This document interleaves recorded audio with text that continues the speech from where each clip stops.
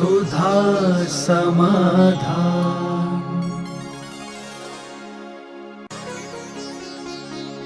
नमोस्तु गुरुदेव। कुछ लोग मंदिर में बोली ले लेते हैं मगर उसे पूरा नहीं करते। साथ ही अपने परिवार और रिश्तेदारों को मंदिर ले आते हैं और वहाँ भोजन भी करते हैं, साथ ही भोजन का पैसा भी नहीं देते। ऐसे लोगों की अंतर्गति कैसी होती है? जबरदस्त अंदर से प्रश्न हुआ है और लगता है कि ये इस भाव में किसी कमेटी के पदाधिकारी हैं कि नहीं पता नहीं, अगले भाव में पहले जरूर रहे हैं। पूर्व भाव का संस्कार है, बोल रहे अंदर से आवाज है। आप जवाब सुन लीजिए भाई साहब। आपकी टोन समझ गया, आपकी टोन ही बता रही है कि आप अनुभव से बोल रहे हैं। सुने, पहली बात तो है कि बोली बोलने पर यदि परिवार के लोग भी सम्मान में शामिल हो गए तो अच्छा ही है, अनुमोदना कहलाती है।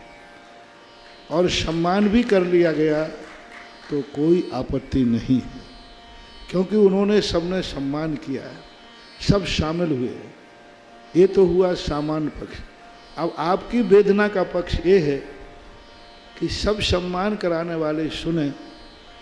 पूज्यवर कार्तिकेय स्वामी की टीकाकार में लिखा है, कार्तिकेय अनुप्रेक्ष, कि जैसे संसार के कार्य स्वयं करके ही संतुष्ट होता है, ऐसे परमार्थ के कार्य भी दूसरे के कार्यों में हाथ लगा के संतुष्ट नहीं होना चाहिए, स्वयं करना।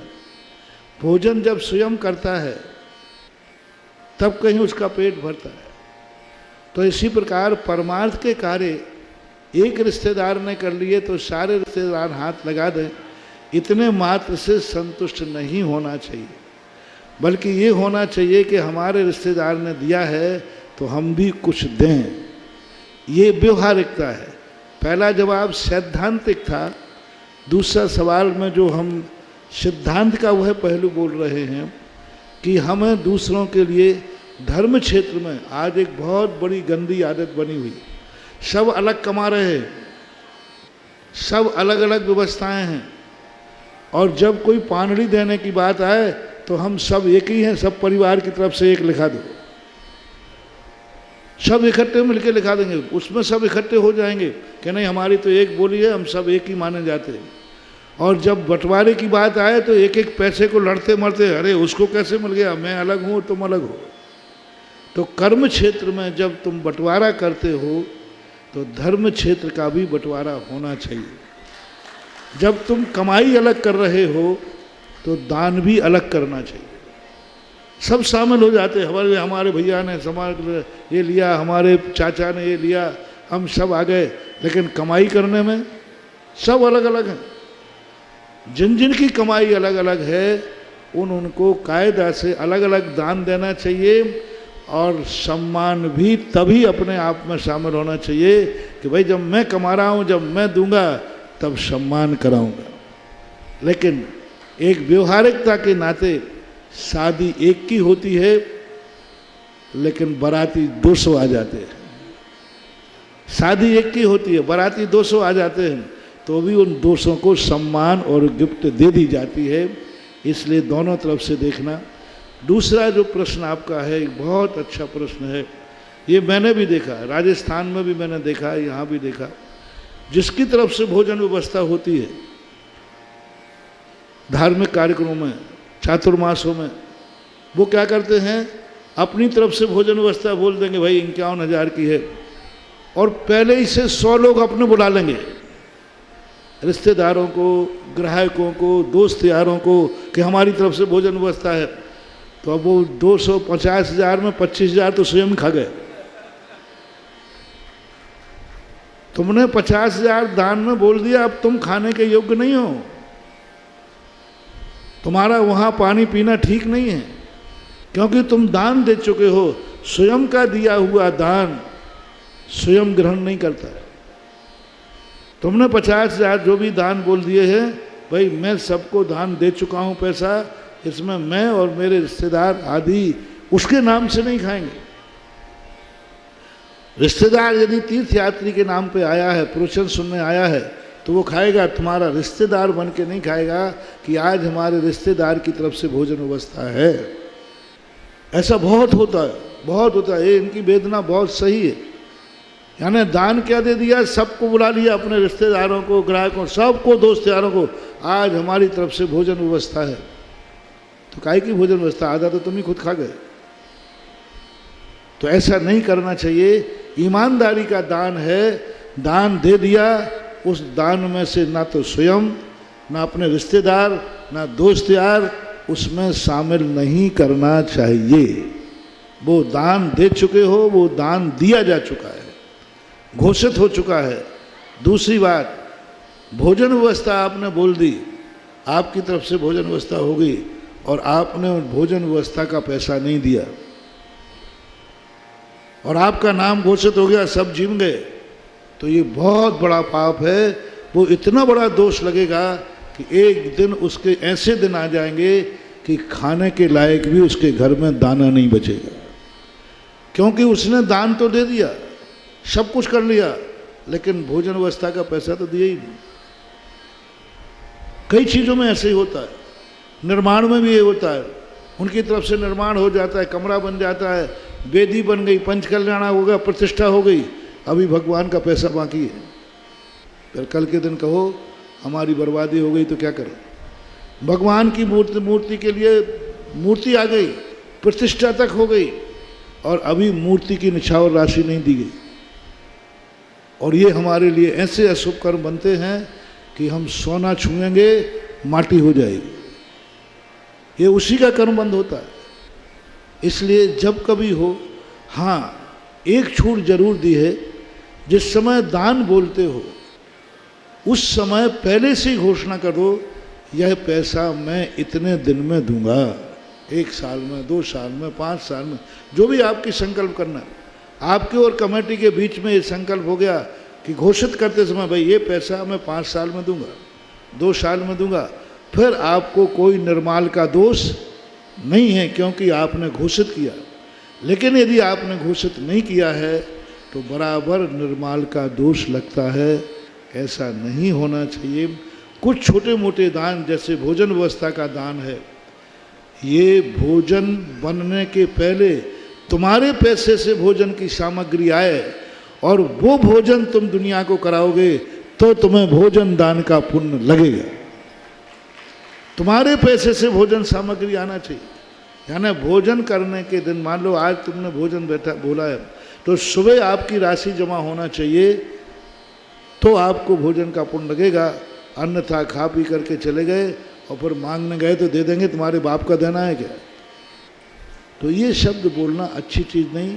दान पुण्य के लिए किया जाता है, बेईमानी से दान नहीं। दान हर्ष से किया जाता है, उसमें बेईमानी नहीं। दान अपने कल्याण के लिए किया जाता है, उसमें कमेटी का क्या बिगड़ेगा। मत दो, मत दो, मैं तो स्पष्ट मना करता हूँ। दान देने वाला व्यक्ति बोलने के बाद यदि नहीं देता है तो कमेटी कहती महाराज उस व्यक्ति से दान लेना, वो नहीं दे रहा है। मैंने कि एक बार मांग लो बस, उसके बाद नहीं देवे तो जय जिनेंद्र कर लो। ध्यान रखना, ये दिगंबर का पैसा है। हाँ, और जो दिगंबर का खाएगा वो दिगंबर मुनि तो नहीं बनेगा, लेकिन नंगा जरूर बन जाएगा। रायण सार के अंदर स्पष्ट उल्लेख किया है कि मंदिर की दान राशि बोलने के बाद, अपने आप में समय निकल जाने के बाद, फिर भी वो कमेटियों से झगड़ा करता है, मना करता है, क्यों आते हो, क्यों मांगते हो, तो उसके लिए बहुत निकृष्ट होते हैं। ऐसा तक हो जाता है कि हाथ पे सोने की मोहर रखे तो आग का अंगारा बन जाता है। ऐसे हमारे कथाएं हैं शास्त्रों में। तो 2 बातें ध्यान रखना, समय की सीमा बांधो। कोई विशेष परिस्थिति आ जाती है तो समाज बैठ करके उसको रिन्यू कराओ।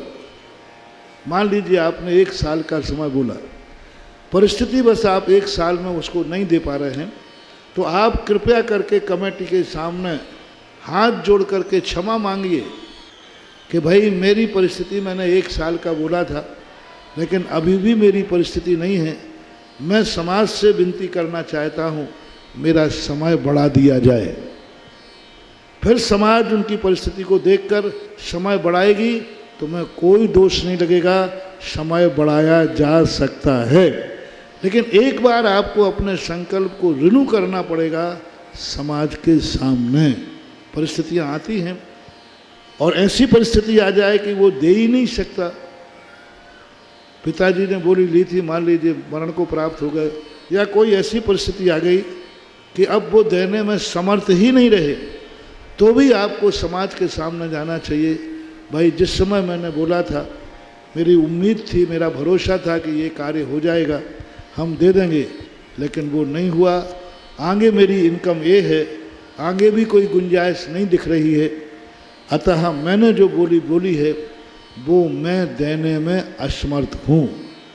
कमेटी फिर उस पर देखेगी कि वस्तुतः इनके जीवन में जो दुर्घटना घटी है अब ये देने लायक नहीं है, तो कमेटी उस बात को बट्टे खाते में डाल के ख़त्म कर देगी, तो भी तुम्हें दोष नहीं है। लेकिन एक बार समाज के बीच में जाना पड़े। बोली कैंसिल भी कर सकते हो, लेकिन समाज निर्णय करेगी, तुम निर्णय नहीं। समाज सोचेगी कि जब इसके पास है, दुनिया भर के पापों को तो पैसा है, ऐशो आराम को पैसा है, घूमने को पैसा है, सबके लिए पैसा है, माँ तकेरी दान की बोली देने के लिए असमर्थ बनता है, तो ये बेईमानी है। ऐसा करने से बहुत दुष्परिणाम होते हैं, नहीं करना चाहिए। और एक प्रसंग और एक प्रसंग आया है, दादाजी ने किया कि हमारे यहाँ कोई भी नई बोली लेने के पहले एनओसी की ज़रूरत होती है। जिस मंदिर में जहाँ वो बोली ले रहा है, पूर्व की पुरानी बोली तो अभी बाकी नहीं है, यदि बाकी है तो वो नई बोली लेवे नहीं और कमेटी उसको देवे नहीं। यदि इतना समर्थ है कि कोई फर्क नहीं पड़ता, 100 बोलियां भी ले लेगा तो वो दे देगा, वो निर्णय कमेटी करती। हाँ ऐसा होता है, कई लोग 100 जगह बोली ले लेते और चाहें तो वो एक दिन में चुका देंगे, एक दिन में, एक सेकंड में चुका सकते हैं, लेकिन ज़रूरत नहीं है कि नहीं चुकाते हैं, तो फिर उनके संबंध में विचार नहीं करना चाहिए। उनका तो कितना भी दान बाकी हो तो भी उनको बोली लेने की छूट होना चाहिए। ये उनकी परिस्थिति को देखकर करना चाहिए। नमोस्तु गुरुदेव। हम अपने जीवन में कई सारे दोस्त बनाते हैं, उनमें से कुछ दोस्त हमें परेशान करते हैं, हमें फंसा देते हैं। अच्छे दोस्तों का चयन हम कैसे करें? अरे भाई तुझे फंसा देते हैं, ये दुनिया तो ऐसी है कि मुझे ही फंसा देते हैं। महाराज को ही फंसा देते हैं। ये दुनिया तो ऐसी है कि भगवान को भी फंसा देते हैं। ये ऐसी दुनिया है कि इसमें तो कोई किसको कब फंसा दे, कहाँ फंसा दे, हम नहीं कह सकते। हम जेलों में जब प्रवचन करने जाते हैं, उसमें से 10-5 जेली ऐसे मिलते हैं जो गलत ढंग से फंसाए जाने पर जेल में पड़ते, गलत ढंग से फंसाए। ऐसा एक भी जेल नहीं भारत में जिसमें लोग गलत फंसाए हुए लोगों के माध्यम से सजा भोग रहे। यहाँ तक कि जिन्होंने मर्डर नहीं किया, मर्डर केस की सजा भोग रहे, आजीवन कारावास में पड़े। मैंने खुद इंटरव्यू लिया, उन्होंने कहा महाराज नहीं किया, आपके सामने झूठ नहीं बोलेंगे, फंसाया गया, गवाह पेश कर दिए गए। आजकल गवाहों का ज़माना है, कोर्ट गवाहों पे चलता है। गवाह ने कह दिया झूठा कि मेरे सामने इन्होंने मर्डर किया था, मैंने खुद अपनी आंखों से देखा है, कुछ नहीं चलता। एक गवाह, 2 गवाह, 3-4 गवाह मिल गए तो जेल हो जाता है। तो ये दुनिया में बस इसका तो एक ही तरीका है कि बचने का प्रयास करो, सावधानी से रहो। ये क्लीन चिट नहीं मिल सकती है कि तुम्हें दुनिया कोई फंसाए नहीं। ये तो दुनिया दुरंगी मकान शराय, कहीं खैर खूबी तो कहीं हाय हाय। ये तो दुनिया का रूल है, सावधानी ही इसका एक नियम है। और फिर अंत में एक ही बात है, कोई फंसाए तो फंस जाओ, सत्यमेव जयते। सत्य की एक ना एक दिन विजय होगी, होती आई है। सत्य को सूली लग सकती है, लेकिन सत्यवान सूली पे चढ़ता नहीं है। ये नीति का सहारा लेकर के जियो। नमोस्तु गुरुदेव। गांव में मंदिर आदि की कमी होती है, बच्चे भी गांव की भाषा बोलते हैं। हम अपने बच्चों को कैसे पालें जिससे वो धर्म आदि क्षेत्रों में शहर के बच्चों की तरह आगे बढ़ सकें? हम बच्चों को गांव में रह करके भी हम उनकी भाषा को बदल सकते हैं, उन भाषा उनके लिए हम संस्कार दे सकते हैं, और उस भाषा के हम परिवार वालों को उन भाषा के शब्दों का प्रयोग करना चाहिए। बच्चा कोई भी भाषा सीख के नहीं आता, वो सीखता है माता पिता से। माता पिता जो बोलते हैं, आपने देखा कि जिस घरों में आपको अभी हिंदी वाले को इंग्लिश सीखने के लिए कहा जाए तो शायद कई साल लग जाए तब इंग्लिश बोल पाए, लेकिन जिनके घरों में माता पिता इंग्लिश बोलते हैं तो बच्चा बिना पढ़े लिखे स्कूल जाए बिना कौन सी भाषा बोलता है? इंग्लिश। हिंदी वाले के हिंदी, कर्नाटक वाले के कर्नाटक, मराठी वाले का अभी स्कूल नहीं गया, मराठी वाले का बच्चा मराठी बोलेगा, कन्नड़ वाले का कन्नड़ बोलेगा। तो सबसे बड़ा प्रभाव पड़ता है परिवार के लोगों का। परिवार के लोग अच्छी भाषा बोले, परिवार के लोग बच्चों के सामने अच्छा रिस्पेक्ट से पेश आए, तो बच्चे चाहे गांव में रहें चाहे शहर में रहें, बच्चे माता पिता की भाषा सीखते हैं। तो माता पिताओं को अपनी भाषा सुधार लेना चाहिए, बच्चे अपने आप भाषा सुधार लेंगे। और माता पिता की भाषा यदि पुअर होगी, एरे तोरे करके बोलेंगे, तो बच्चा भी एरे तोरे करके बोलेगा, ऐसा। तो अब ये तो आपको सावधानी करना है। बाहर निकलने के बाद कहाँ भेजना है, कहाँ वो अपने संस्कारों को ले पाएगा, ये निर्णय तो स्वयं को करना पड़ेगा। यदि अर्थ का मोह नहीं है तो आप ऐसे स्थान पर भेजें जहाँ बच्चा पूर्णतः सुरक्षित है। हमें वही दो चीज़ें चाहिए है, हमें ऊंचाइयाँ छूना है, लेकिन अपनी क्रिया अपने चारित्र से पतित होकर नहीं सीखना है। हमारी क्रियाओं के, हमारे संस्कारों की भी सुरक्षा हो और ज्ञान में भी वृद्धि हो, तो ऐसा विचार आप लोगों को स्वयं करना पड़ेगा। सुधा समाधान।